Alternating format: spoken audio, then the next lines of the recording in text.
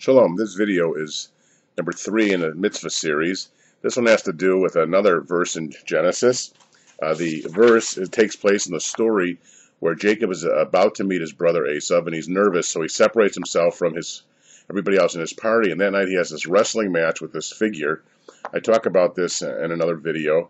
In any case, at the end of that story, his hip is wrenched, and his name is changed to Israel by this being. Some people think he's wrestling himself. Some think he's wrestling an angel of Esau. Nobody's really sure. The Torah doesn't say. In any case, it says at the end there in Genesis 32:33, therefore the children of Israel are not to eat the thigh muscle of the hip socket. And therefore, to this day, we don't.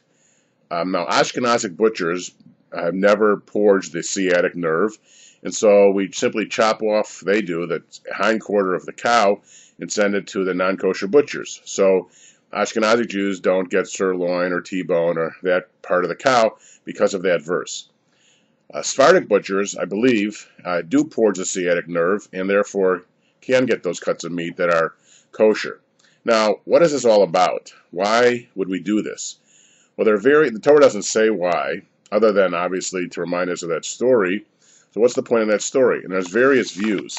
First of all, Maimonides rejects the idea that this is to remind us in any way of the ancestors, and he simply says we do it because God commanded.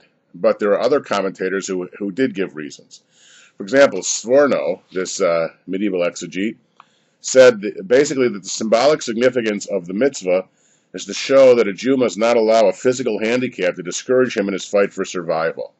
Well, there's an inspiring idea about when you don't eat from the hollow of the thigh, to remind us that whatever our physical imperfections shouldn't let us hold us back. And of course, there are amazing stories of people with unbelievable physical challenges who do so much. In fact, the New York Times Year of Ideas, December 2007, had the story where people, they did studies who are told that they have no hope of ever getting better. They actually do better than people are given false hope. And get discouraged. The people that are told they can never get better from their condition adjust to it, psychologically better, and you see all the people that do so well.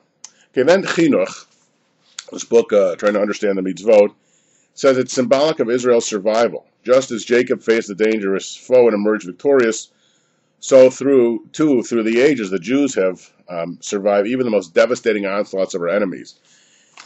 And just to give you a sense of how dramatic that is, the Jews alive today constitute about 2% of the Jews that should be here. There should be about 700 million Jews. There's about 14 million because of repeated efforts to exterminate Jews. According to other commentators, a Jew must not only keep up his spirits in the face of a physical defect, he must compensate for his handicap by cultivating a spiritual potential.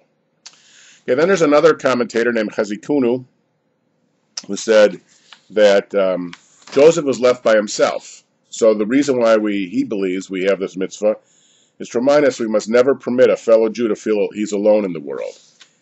And we have this concept, Kol Yisrael Arevim Zeh Bazeh, all Israel is responsible one for another.